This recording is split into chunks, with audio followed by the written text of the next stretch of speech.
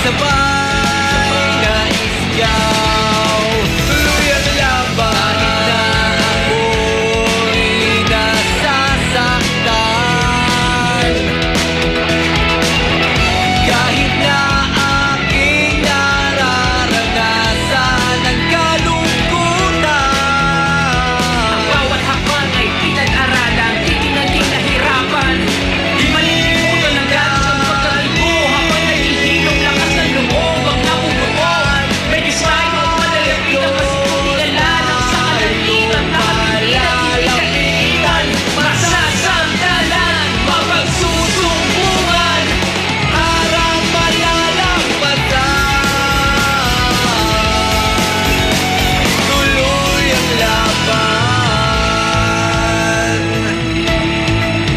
Walang makakapigil. Walang makakapigil. Walang makakapigil. Hindi hinto sa pagtakbo. Tuloy ang laban. Maghihintay na may paninindigan. Sulong-sulong sa pagsalubong. Sa tagumpay kay tagal na hinintay. Wala na sanang naayaw. Ngayon pa ba manghihinayang? Sa pawis at luha na pinuhunan. Sabay-sabay na isigaw. Tuloy ang laban. Maniwala, magtiwala, di dapat mabahala, manatiling ang mababa. Tirero kami, tuloy ang laban. Tuloy ang laban.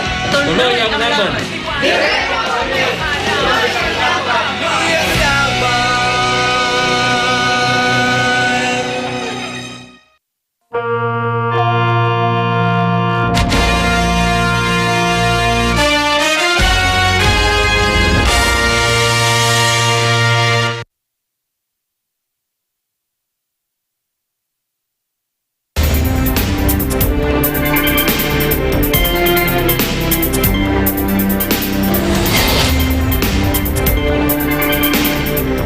Hello, I'm Alma Angeles, and you're watching Eagle News International. And I'm CJ Hero. Here are tonight's headlines.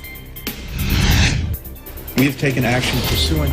The United States, for the first time, publicly accuses Saudi Crown Prince Mohammed bin Salman of approving the gruesome murder of dissident journalist Jamal Khashoggi, unveiling a raft of punitive measures but stopping short of directly targeting the powerful heir apparent.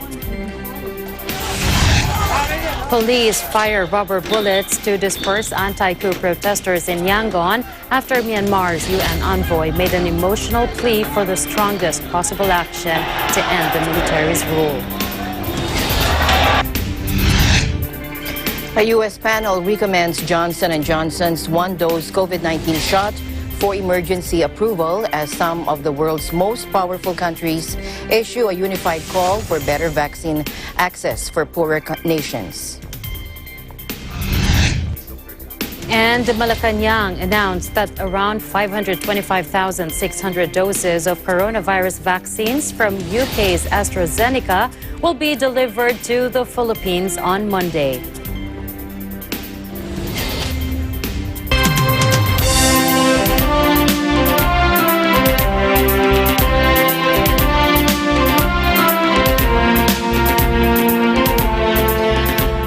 To Myanmar, where police fired rubber bullets to disperse protests or protesters in Yangon after the country's ambassador to the United Nations broke ranks to make an emotional plea for action against the military junta. Let's listen in.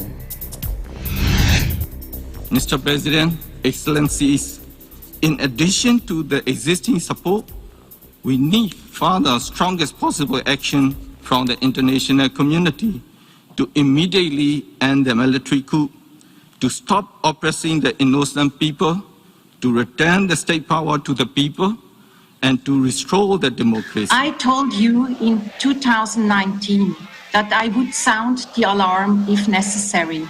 This is now the case. I'm ringing the alarm bells.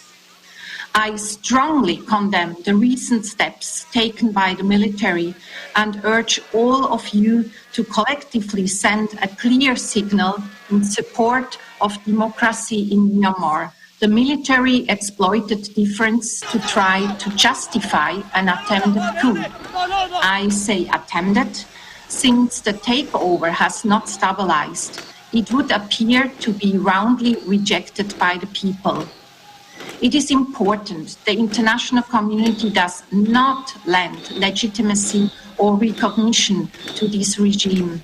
People from all strata of life have come out on the streets all over the country and expressed their disappointment with the military coup, as well as demanded the immediate release of all detainees and return of the state power to the people through the elected government. The people of Myanmar are resolute for achieving the demands. I agree with the Secretary General that the military is not acceptable. The military coup is not acceptable in this modern world, and the coup must fail. The country has been shaken by a wave of pro-democracy protests since a military coup toppled civilian leader Aung San Suu Kyi on February 1st. It was unclear if any live rounds were used as police chased protesters and journalists from the Myanmar Junction. There had been an hours-long standoff on Friday at the same spot. Hundreds of ethnic non-protesters gathered there on Saturday to commemorate Mon National Day, joined by other ethnic minority groups to protest against the coup.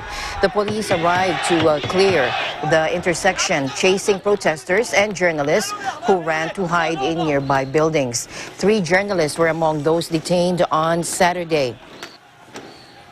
Local reporters broadcast the chaotic scenes live on Facebook, including the moments when the shots rang out. Meanwhile, the United States on Friday, for the first time, publicly accused Saudi Prince or Crown Prince Mohammed bin Salman of approving the gruesome murder of dissident journalist Jamal Khashoggi, but stopped short of targeting the powerful heir apparent. In honor of the slain writer, Secretary of State Antony Blinken announced the Khashoggi Act that will ban entry into the United States of foreigners who threaten dissidents or harass reporters and their families, and immediately placed 76 Saudis on the blacklist. Watch this. We have taken action pursuant to what we're calling the Khashoggi ban to impose visa restrictions on 76 Saudi individuals believed to have been engaged in threatening dissidents overseas, including but not limited to the Khashoggi killing. We're reviewing these arms sales, and we're making sure that going forward, what we do provide goes to the defense of the kingdom, not its ability to prosecute offensive operations. Well, Andre, I think the report speaks for itself, and I think you've seen today a number of very important steps to recalibrate the relationship. First of all, the release of the report itself and the transparency that provides. This is a report that in a sense, is not fresh off the printing press. It's been there. We released it. We were determined to bring transparency to this issue and to share with the American people what we know. Imposing an asset freeze and travel ban on Mohammed bin Salman would be a very important measure of accountability, and I think one that would be followed by other governments around the world that in fact move to sanction other of the culprits involved in this murder. They would really have no choice and should really have no choice. I don't think there's anyone who's been following the evidence in this story that has the slightest shred of doubt that the orders were to kill Jamal Khashoggi, and that the plan was very carefully crafted to kill him, and that included transporting a bone saw as well as a forensic pathologist who is experienced in autopsies. This is a really important opportunity for King Salman and the Saudi people to reflect on the liability that Mohammed bin Salman has been for the country. I don't think there is a single political figure in the history of Saudi Arabia who has ever invited so much shame and scrutiny and literally made the country a pariah as Mohammed bin Salman has done. It is extremely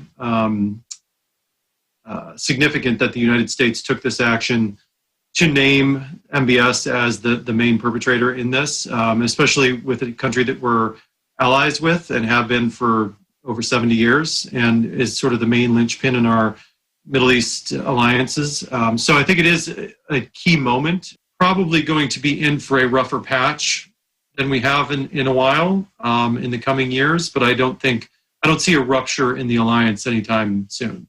It's a signal to the Saudis that the U.S. is going to be more strict, that it's not going to be sort of an open door for whatever the Saudis want to do, whether that's, purchasing arms from the United States, waging war in Yemen, and obviously, especially not, assassinating outspoken critics of the kingdom's politics, wherever that may be in Turkey or anywhere else. So I think it is a departure from what the U.S. has done in the past. But at the same time, there were realists within the administration that also understand that we need Saudi Arabia for counterterrorism efforts. We're trying to get back into the Joint Comprehensive Plan of Action with Iran, and we're going to need Saudi to some extent on that.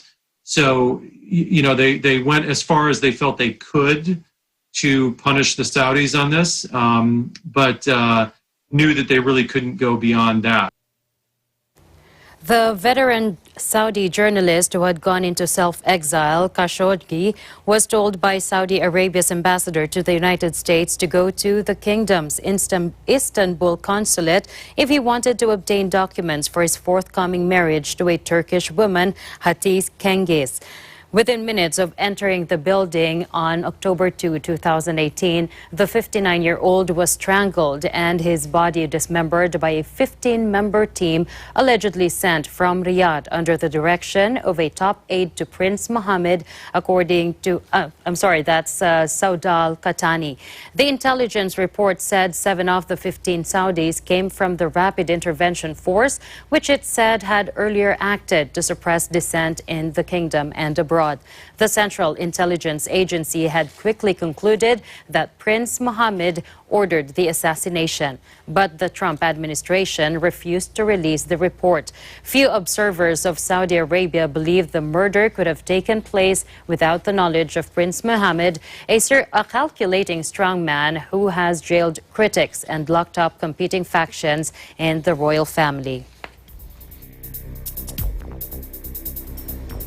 In other news, the U.S. House passed an enormous $1.9 trillion coronavirus relief package early Saturday, hailed by Democrats as a critical step in funneling new funding toward vaccinations, overburdened local governments, and millions of families devastated by the pandemic. 4 days after the COVID-19 death toll surpassed 500,000 in the U.S., the sprawling measure backed by President Joe Biden and described by Democrats as a moral imperative now heads to the Senate for consideration next week.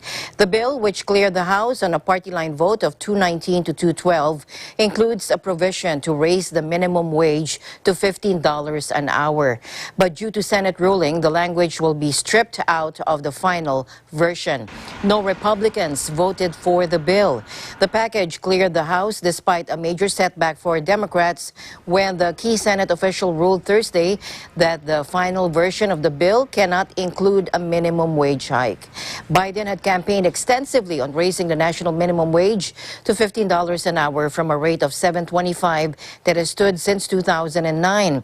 And he aimed to include it in the rescue plan, which directly provides $1,400 checks to most Americans and allots billions of dollars to boost vaccine delivery, help schools reopen, and fund state and local governments. It also extends unemployment benefits set to expire by mid-March by about 6 months, as well as a moratorium of evictions for millions of people struggling to pay rent.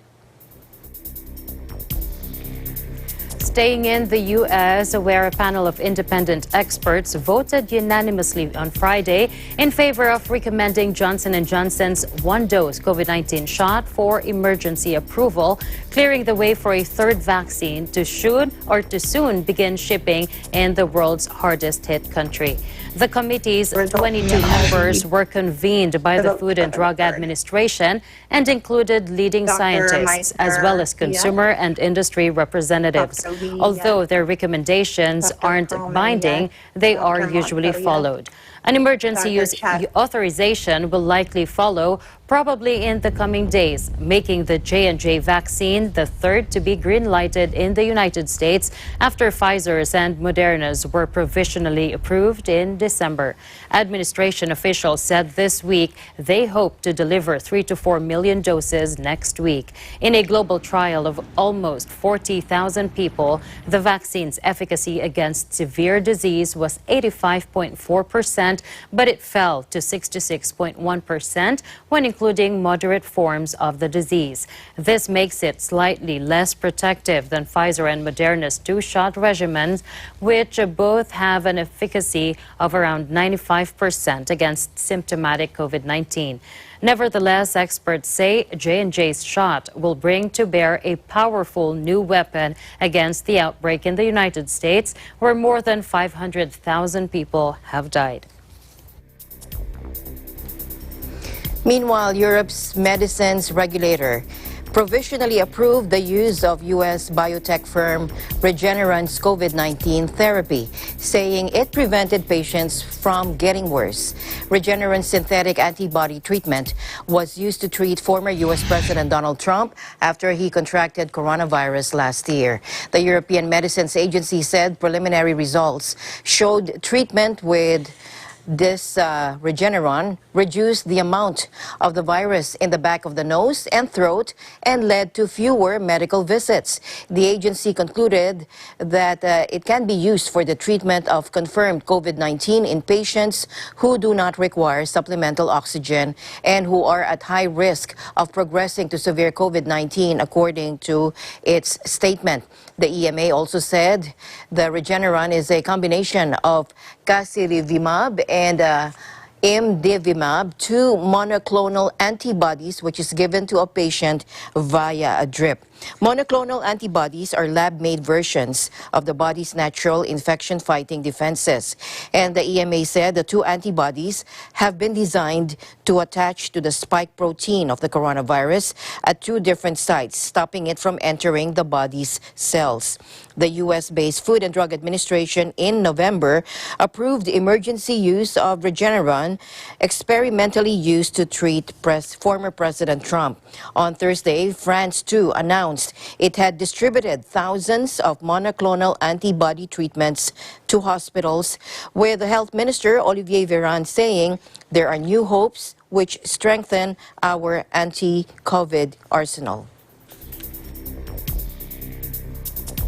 Around 525,600 doses of COVID-19 vaccines from United Kingdom's AstraZeneca will be delivered to the Philippines on Monday, March 1st, according to Malacanang. Presidential spokesperson Harry Roque in a statement said the Philippines will receive the AstraZeneca vaccines through the Vaccines Global Access or COVAX facility, a global initiative that guarantees access to COVID-19 vaccines worldwide. The AstraZeneca vaccines that will arrive in the Philippines form part of the 44 million doses of COVID-19 vaccines from COVAX to inoculate 20% of the country's population. Roque thanked the World Health Organization, the Global Alliance for Vaccines and Immunization, the Coalition for Epidemic Preparedness Innovations, and the United Nations Children's Fund for the delivery of COVID-19 vaccines developed by AstraZeneca. The COVAX facility is co-led by WHO, Gavi, and CEPI. In a text message, Senator Christopher Lawrence Go said President Rodrigo Duterte will also lead the turnover ceremony for the AstraZeneca vaccines. The Philippines is set to receive some 44 million COVID-19 vaccine doses allocated by COVAX facility within the year. Meanwhile, Metro Manila will remain under general community quarantine in March, according to Malacanang today. President Duterte approved the new quarantine status that will be implemented next month, according to presidential spokesperson Harry Roque, in an announcement aired over state-run PTV4. Malacanang also announced that it is no longer mandatory for travelers to undergo COVID testing and quarantine. Let's listen in. Nanatili po sa General Community Quarantine or GCQ classification ang National Capital Region, Baguio City at Davao City. Kasama rin po sa GCQ ang Batangas, ilang lugar sa Cordillera Administrative Region, gaya po ng Apayao, Kalinga at Mountain Province sa Luzon. Mag-GCQ rin po ang Tacloban City sa Visayas, Iligan City at Lanao del Sur sa Mindanao. Lahat ng mga lugar na hindi po natin nabanggit ay nasa Modified General Community Quarantine. Naaprubahan din po ng inyong IATF kahapon ang Uniform Travel Protocols ng lahat ng local government units. Ang Department of the Interior and Local Government ang siyang gumawa ng Uniform Travel Protocols sa pakipag-ugnayan sa Union of Local Authorities of the Philippines, League of Provinces of the Philippines, League of Municipalities of the Philippines at League of Cities of the Philippines. Ito ang ilan sa mga salient provisions ng nasabing protocol. No? Hindi na po required na sumailalim sa COVID-19 testing ang isang biyahero, liban na lang kung ang LGU of destination ay humingi ng testing bago ang biyahe. Ang testing ay limitado lang po sa RT-PCR test.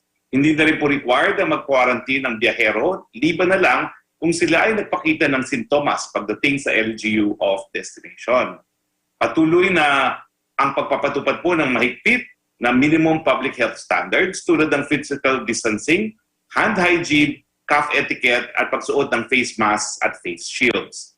Mahigpit din po na ipatutupad ng clinical at exposure assessment sa lahat ng ports of entry at exit, samantalang ang health assessment ng mga pasahero ay mandatory upon entry in the port terminal at exit sa point of destination.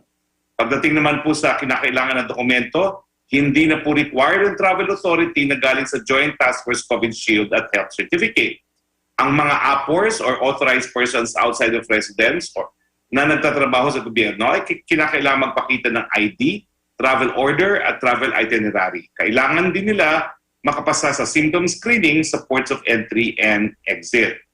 Samantala, ang Safe, Swift, and Smart Passage, SPAS, Travel Management System, ng Department of Science and Technology ang magiging one-stop shop application communication para sa mga biyahero.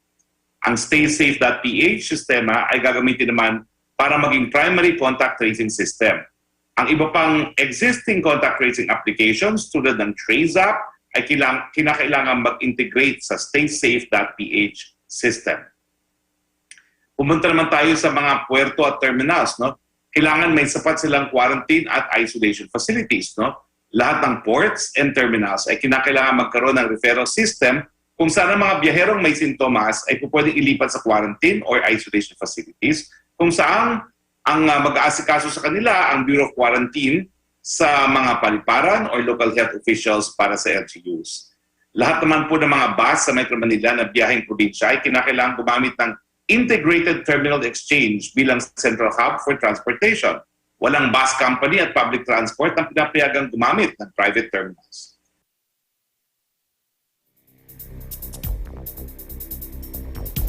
Margot Rocket made and hung a banner at her house in Toronto when her mother, Nina Rocket, recently turned 94 years old, demanding for her birthday to be vaccinated against COVID-19. Canadian authorities are facing criticisms for the slow process of vaccination of the population. Watch this. Hello. Here, Mom, have a seat here. Oh, I want to sit in the sun. Well, there's not, I don't think there's... It was the night before my mother's birthday, and I realized she's turning 94, and she has no vaccine.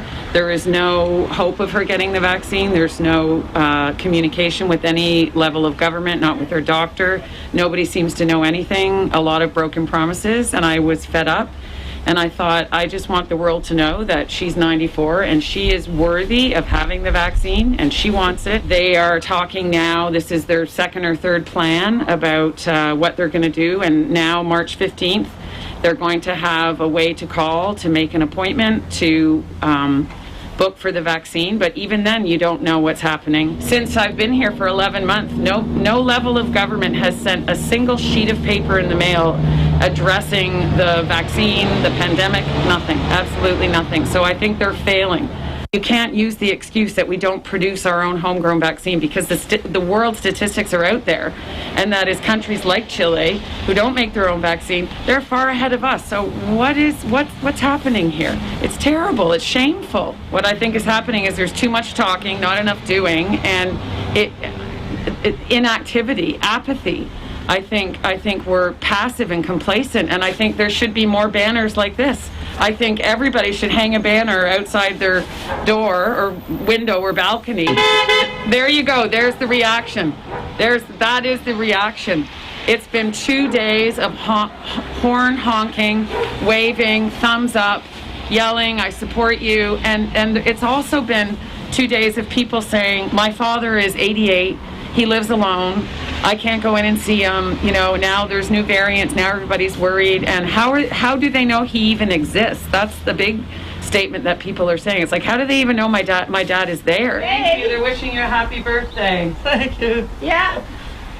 No gift, just the vaccine. The sounds of a passing car honking its horn broke the uneasy quiet of the neighborhood in a city that has been in a pandemic lockdown since December 26. Canada has ordered or reserved more than 400 million doses of vaccine from 7 suppliers and started inoculating its citizens in December 2020, with the first authorized candidates made by Pfizer-BioNTech and Moderna. A third one developed by AstraZeneca was approved on Friday. But the nation, with no vaccine production capacity of its own, hit a bump in the past month with shortages and delivery delays linked to European manufacturing issues. So far, less than 3% of Canada's population of 38 million has received at least one shot.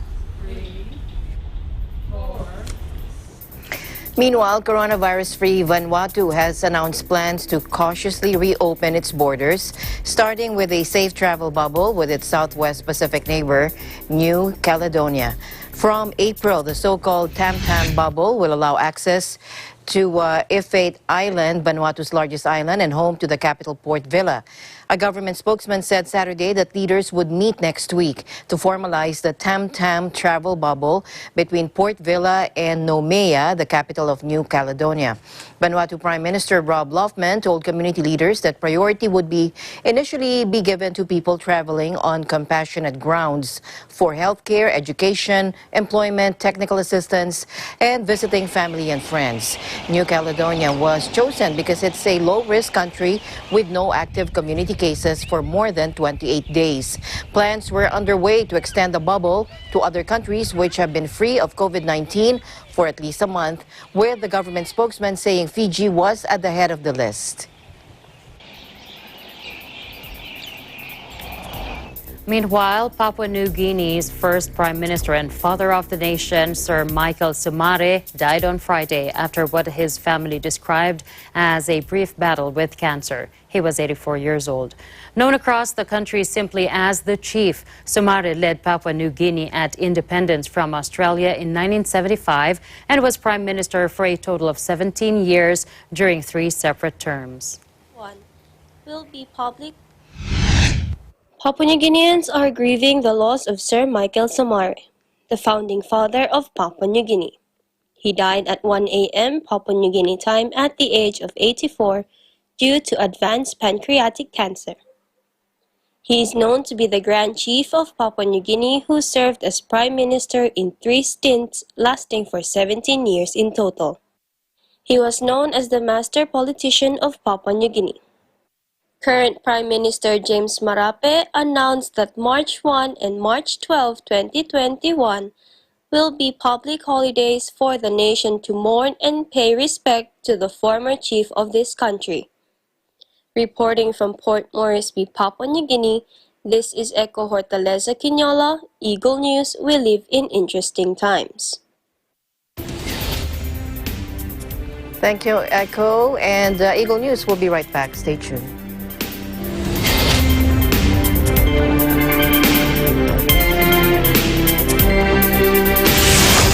Mula noon hanggang ngayon, gabay natin ang MTRCB ratings sa matalino at responsableng panonood.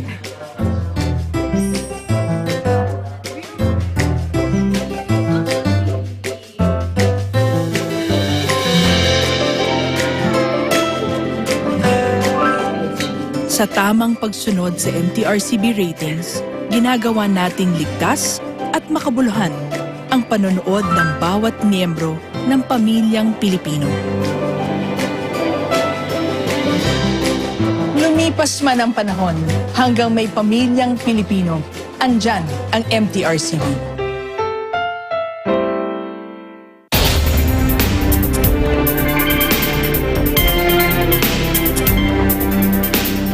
Back to the U.S., President Joe Biden said that a U.S. airstrike against an Iranian-backed militia in eastern Syria, the first since he took office, should be seen by Iran as a warning. Asked what the message was from the airstrike, Biden said, "You can't act with impunity. Be careful," he added, speaking in Houston during a tour of relief efforts after a huge winter storm in Texas. Syria and Iran on Friday condemned the attack, with Damascus calling it a bad sign from the new Biden administration and Tehran saying it would further destabilize the region. The Iranian Foreign Ministry strongly condemned what it called illegal attacks that are a clear violation of human rights and international law. The Syrian Observatory for Human Rights said at least 22 fighters from Iraq's state-sponsored Hashed al-Shabi paramilitary force were killed. Iran is believed to be searching for an opportunity to avenge the U.S. assassination of its top general, Qasem Soleimani, 1 year ago. Military forces conducted an airstrike against infrastructure utilized by Iranian-backed militant groups in eastern Syria. The strike was authorized in response to recent attacks against American and coalition personnel in Iraq and to ongoing threats to those personnel. We recognize the significance of this operation as the first of its kind under the new administration. 2 F-15E Strike Eagles dropped 7 precision-guided munitions, totally destroying 9 facilities and partially destroying 2 facilities, making them functionally destroyed. The structures were located at the Abu Kamal terrorist entry control point, located near the Syria-Iraq border on the Syrian side. That we will protect our interests. We're certainly going to act to protect our people and the forces of our allies and partners. That is an unambiguous, clear message to anyone in the region about what the stakes are if you're going to continue to conduct attacks on our people and the Iraqi people.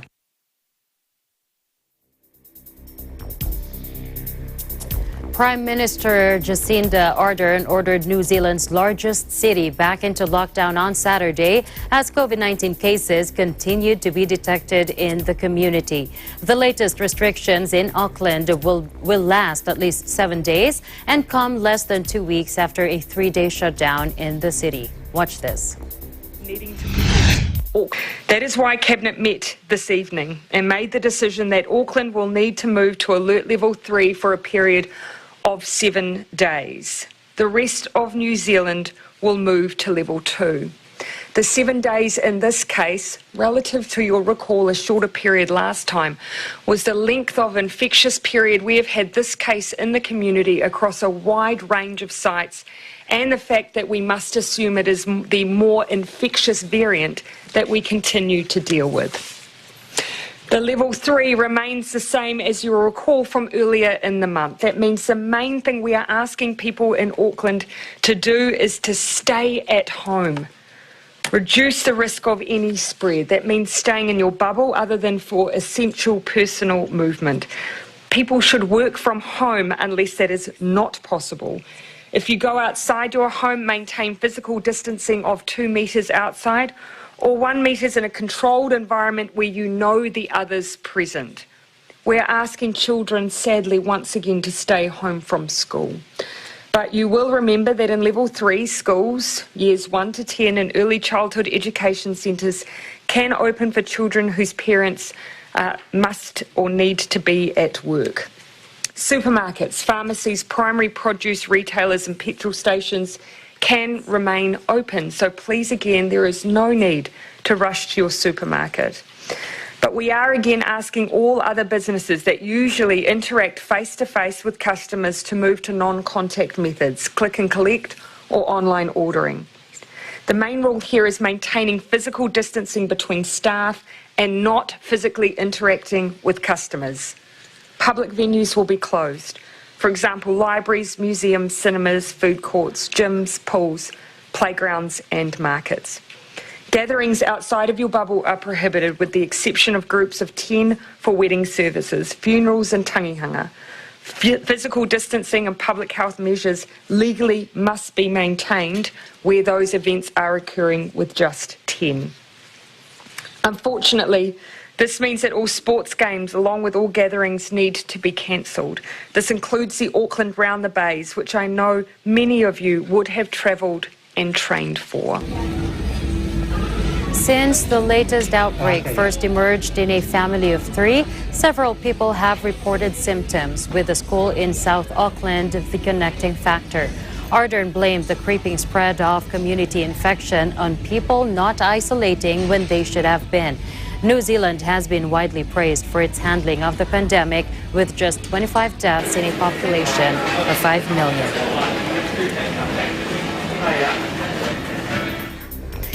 A first shipment of medical oxygen sent by Chile has arrived in Peru, which will help relieve a shortage for COVID-19 patients, according to President Francisco Sagasti.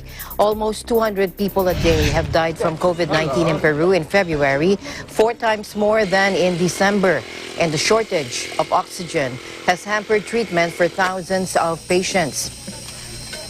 The first 40 tons of oxygen imported from Chile are already in our territory, the president wrote on Twitter. The shortage had forced people to line up for up to 4 days for an oxygen refill. Peru currently has nearly 10,000 or 100,000 people with COVID-19, according to official figures, of whom 15,000 are hospitalized, overwhelming the health services.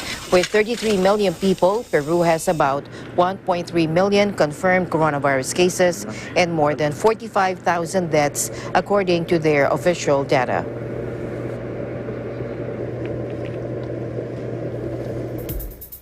Nigeria's President Muhammadu Buhari on Friday condemned the kidnapping of more than 300 schoolgirls in the country's northwest. In a statement, the president said, quote, "This administration will not succumb to blackmail by bandits who target innocent school students in the expectations of huge ransom payments." It is Nigeria's 3rd school attack in less than 3 months, a series that has revived traumatic memories of the Chibok girls kidnapped by jihadists nearly 7 years ago. Zamfara State Police Command, working in collaboration with the military, commenced a joint search and rescue operations. Distraught parents gathered at the school, desperate for news about their children.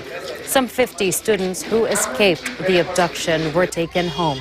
The State Information Commissioner said the gunmen arrived at the school in vehicles, but some girls were forced to walk into the surrounding bush.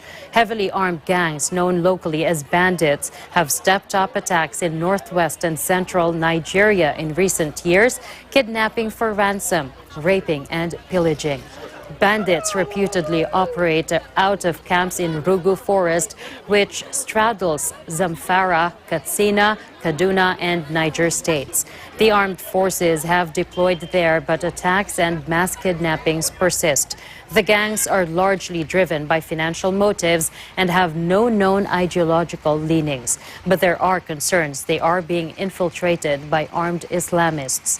The jihadists' decade-old conflict has killed more than 30,000 people and spread into neighboring Niger, Chad, and Cameroon. Meanwhile, the UK Director for Human Rights Watch reacted to the decision by Britain's highest court to reject a bid by Shamima Begum, a woman who was stripped of her UK citizenship for joining the Islamic State group, to return to challenge the decision, calling it very, very worrying from a human rights perspective. Take a look. What we see this judgment as, and why we see it as so disappointing, is it places Shamima Begum and all the women and children in those camps further outside the law. I mean, it's recognised in the judgment that she is not able to have a fair hearing, but they say that national security considerations trump. And we think in this instance that's a very, very problematic position for the government and, for the courts to be taking. Because in fact, leaving women and children indefinitely detained is only going to lead to further and more problems in the future. And we've seen that with security policies that have been implemented since 9/11, which the situation as it is quite astounding. And that's a situation where she has been deprived of her British citizenship. And citizenship is a right, which is a gateway right. It's a right to so many other rights. She's been deprived of that right. And there is absolutely no way at this moment that she can challenge that right effectively. And essentially what the court have said is, that's okay. We are happy for her to be left in a situation where she is unable to effectively challenge this monumentous decision around her life, because there is no other way forward. And I think really considering that is quite astonishing and very, very worrying from a human rights perspective. Now 21 years old, Begum left her home in East London at the age of 15 to travel to Syria with 2 school friends and then married an ISIS fighter. Britain's then Interior Minister Sajid Javid revoked her citizenship in 2019 on national security grounds amid an outcry led by right-wing newspapers. In 2019, Begum told the Times newspaper that she didn't regret traveling to Syria and had not been fazed by seeing a severed head dumped in a bin. Begum claims she married a Dutch convert soon after arriving in ISIS-held territory. She was discovered 9 months pregnant in a Syrian refugee camp in February of 2019. She remains in a camp in poor conditions while her husband is reportedly in jail in Syria. Her newborn baby died soon after she gave birth, while her 2 other children also died in infancy under ISIS rule. Begum has repeatedly appealed various court rulings over her ability to re-enter Britain to challenge the legality of losing her citizenship. Begum argued that the decision was unlawful as it had made her stateless and exposed her to the risk of death or inhumane and degrading treatment. Begum is of Bangladeshi heritage, but the country's foreign minister has said he will not consider granting her citizenship. Although Britain was blocked or has blocked her return, the U.S. and several European countries have accepted the repatriation of their citizens accused of joining the ISIS group overseas, with some facing charges in their home countries. Meanwhile, Syria's fragile economy has suffered multiple shocks over the past 18 months, with its currency plummeting and joblessness swelling as people struggle to cover their basic needs, the UN Emergency Relief Coordinator told the Security Council on Thursday. Citing disturbing new food security data published by the World Food Programme, Under-Secretary General for Humanitarian Affairs Mark Lowcock stated that some 60% of the population do not have regular access to enough, safe, and nutritious food. Watch this. Around 60% of the Syrian population, that's nearly 12.5 million people, do not now have regular access to enough, safe, and nutritious food. An additional 4.5 million people have fallen into this category over the last year. The increase may be shocking, but it cannot be said to be surprising. Syria's fragile economy has suffered multiple shocks over the past 18 months. The substantial depreciation of the Syrian pound, which lost more than 3/4 of its value over the last year, has been one of the visible effects of that. More than 500,000 children under 5 in Syria suffer from stunting, as a result of chronic malnutrition, according to our latest assessments, we fear this number will increase. These problems are visible in many parts of the country, but the situation is particularly bad in the northwest and the northeast, where nutrition surveillance data show that up to 1 child in 3 in some areas suffers from stunting. That's going to have effects on their development and learning, which will be lifelong and will be irreversible.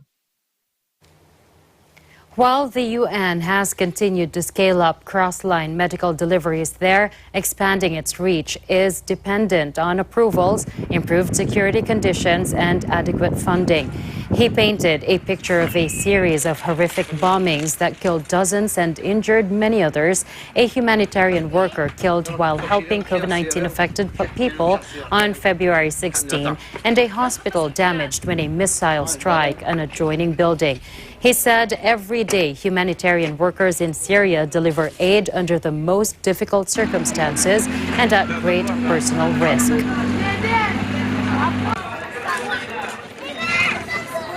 In other news, more than 200 prisoners were on the run in Haiti a day after they escaped from jail in a violent breakout that left 25 people dead, including the prison director, according to officials. About 400 inmates fled on Thursday, with AFP photographs showing at least 3 bodies lying outside the prison and some captured prisoners under armed guard in the back of a truck.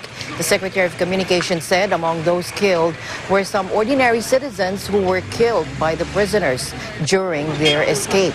He also said about 200 prisoners were still at large, but the police are working hard to get them back. Some are in handcuffs. They will not be able to go far.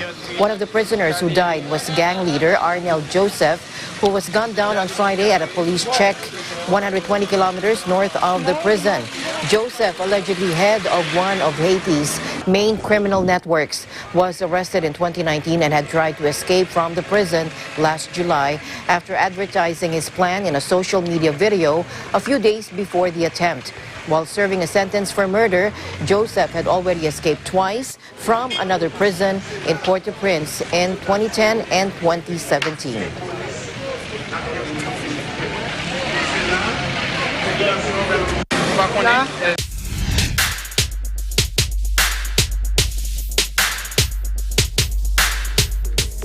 Without nature's help, we will not thrive or even survive.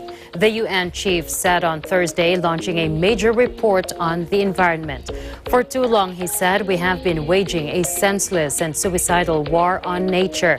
The result is 3 interlinked environmental crises. Secretary General Antonio Guterres told a virtual press briefing on the UN Environment Program report, Making Peace with Nature, pointing to climate disruption, biodiversity loss, and pollution, which threaten our viability as a species. He detailed their cause as unsustainable production and consumption.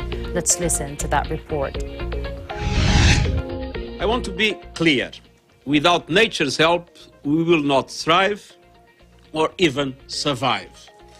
And for too long, we have been waging a senseless and suicidal war on nature. Developing countries need more assistance. Only then can we protect and restore nature and get back on track to achieve the Sustainable Development Goals by 2030. This report shows that we have the knowledge and the ability to meet these challenges. The path to a sustainable economy exists, driven by renewable energy, sustainable food systems, and nature-based solutions. Now, this new report, as we've just heard from UNEP, Making Peace with Nature, provides the most compelling scientific case yet for why we have to tackle the 3 planetary crises that we just heard the Secretary General outline: climate, nature, and pollution. And we have to tackle them as one linked challenge. The report gathers the sum of knowledge from major scientific assessments to deliver one clear and unified message. We're destroying the planet, placing our own health and prosperity at risk. There is indeed no precedent for what we have to do. But if 2020 was a disaster, let 2021 then be the year when humanity began making peace with nature and secured a fair, just, and sustainable future for everyone. Thank you. We are close to a point of no return. It is obvious that, just to give an example, temperature rise has already reached 1.2 degrees. So if we want to keep it 1.5 until the end of the century, it is clear that we are very close to the point of no return. Sorry, thank you.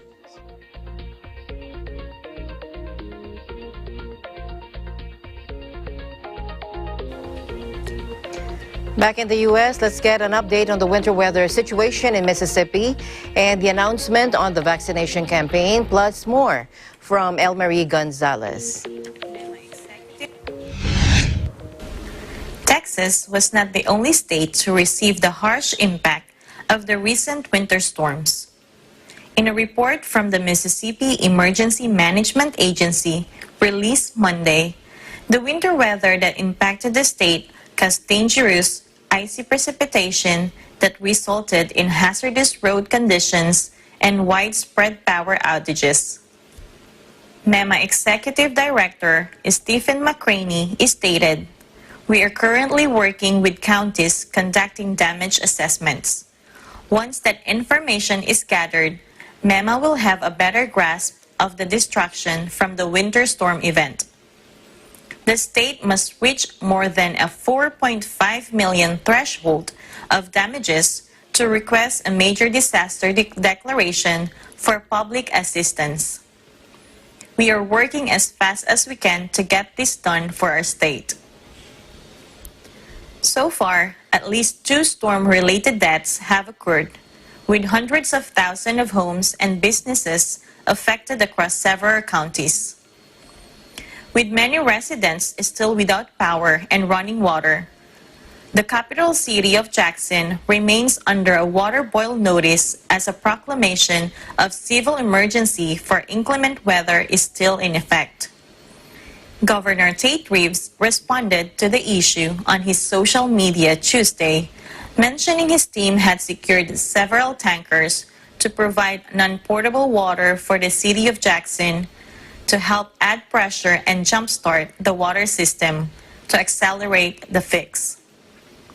He has also deployed the National Guard to complete the mission and will do everything they can to restore clean water with water pressure for the people of Jackson. On Tuesday, the governor held a press conference to address the issues related to the recent winter storms. Over the last week, we as a state have endured a bitter ice storm.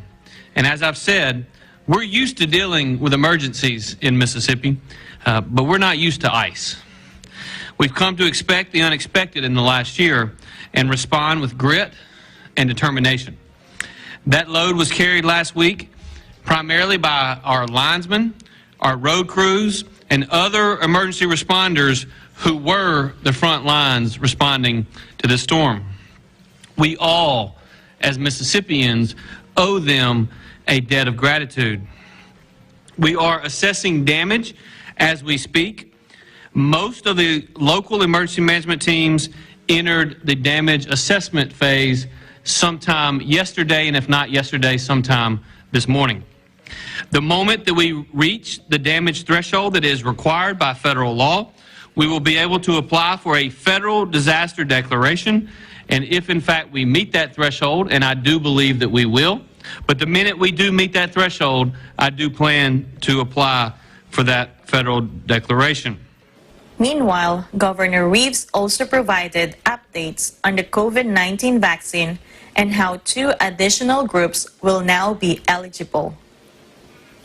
I am excited to announce that we are going to open eligibility for the COVID-19 vaccine to teachers and first responders. That will officially begin on March the 1st. Tens of thousands of new appointments will be loaded tomorrow, and you can start making appointments as soon as they become available.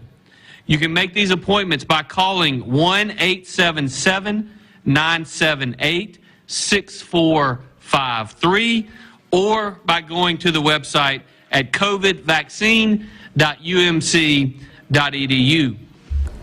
And on a positive note, Governor Reeves announced that the numbers of positive COVID-19 cases in Mississippi have been decreasing, which could lead to the possible lifting of the mask mandate in March. Obviously, it's grown a little more safe in our state over the last several weeks. COVID cases have declined dramatically. In fact, we've gone 17 straight days with less than 1,000 cases being reported. Our 7-day average is nearing 400 after having it reach 2,400 several months ago. Meanwhile, I hope you're staying safe in your part of the country. From South Haven, Mississippi, I am Elmarie Gonzalez. Eagle News will leave an interesting time.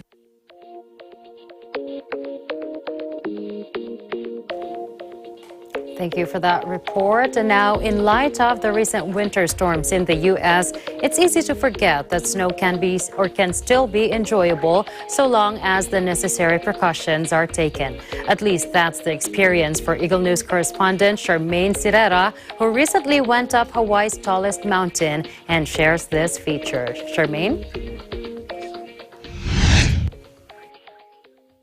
Mauna Kea, which is located on the Big Island, is Hawaii's highest peak at 4,207 meters above sea level. Every winter, the 3 tallest mountains in the state receive snowfalls, making them favorite tourist destinations. For those planning to visit Mauna Kea, it is highly recommended to stop by the Visitor Information Station, or VIS, at 2,800 meters to receive a current weather update, safety information, and to adjust to the change in altitude. Visitors are also strongly advised to drive only 4-wheel drive vehicles with low range because of the steepness of some parts of the road, as well as possible changes in weather on the mountain. Mauna Kea is one of the only places in the world where you can drive from sea level to 4,200 meters in about 2 hours, so altitude sickness is a high possibility. Because there is 40% less air pressure than at sea level, visitors should adjust to the altitude before proceeding further up the mountain. Anyone in poor health should consult their doctor first before planning a visit to Mauna Kea. Because of Mauna Kea's delicate natural habitats, visitors are reminded to not disturb the terrain, plants, or animals. They must also stay on designated roadways and trails, as off-road driving is strictly prohibited. At the summit, there are several observatories that actively study the stars and space above. Access to them is restricted. The visiting hours to the summit area are from half an hour before sunrise until half an hour after sunset. For safety, visitors must leave the summit once it becomes dark. Finally, the best thing about this experience is that the whole trip is absolutely free. So do include Mauna Kea on your visit to the Aloha State. Reporting from the Big Island of Hawaii, this is Charmaine Sirera for Eagle News. We live in interesting times. I want to go. And we will go after the pandemic. I know. I hope that happens sooner than later. That's it for tonight's broadcast. Thank you so much for joining us. I am CJ Hero. Please join us again on Monday. We'll see you back Monday. At the end of the day, there remains so much more to be grateful for. I'm Alma Angeles, and we live in interesting times.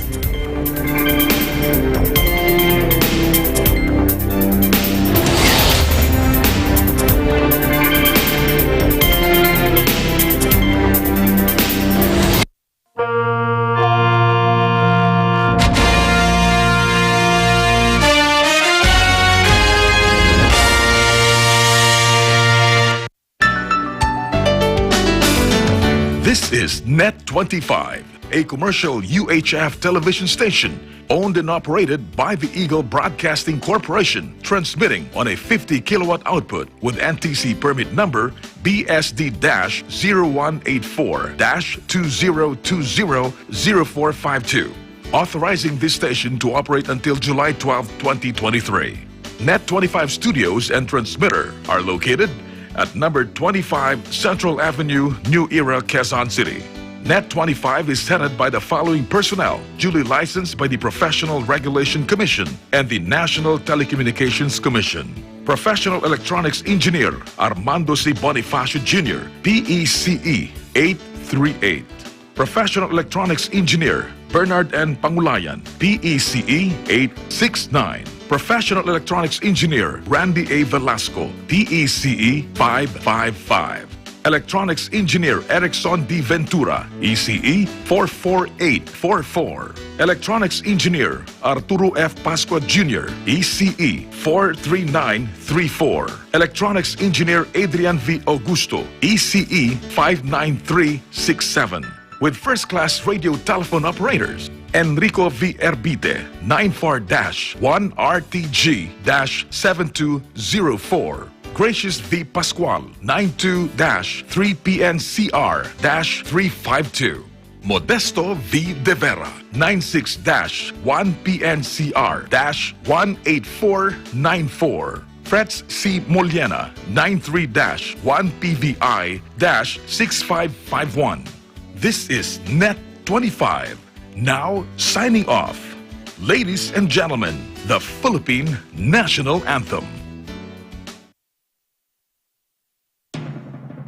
Bayang magiliw, perlas ng silangan.